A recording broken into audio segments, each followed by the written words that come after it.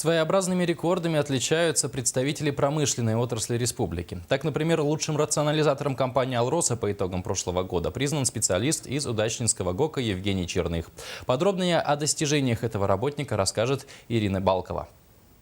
Евгений Черных в 2007 году, окончив профессионально-техническое училище номер 24 в городе Улан-Удэ по специальности слесарь-ремонтник и отслужив в рядах вооруженных сил страны, решает приехать на крайний север в Удачный. Поначалу устраивается в пожарную часть, где, проработав 2 года, решает перейти на обогатительную фабрику номер 12 Удачнинского ГОКа по своей специальности.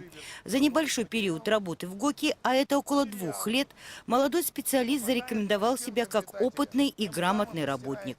На его счету в этом году 9 рационализаторских предложений, которые составили немалый экономический эффект.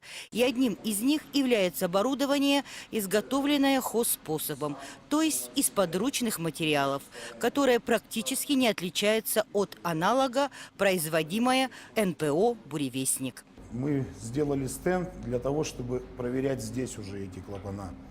То есть берете сепаратор, снимаете клапана, приносите сюда. Здесь можно все проверить, отревизировать.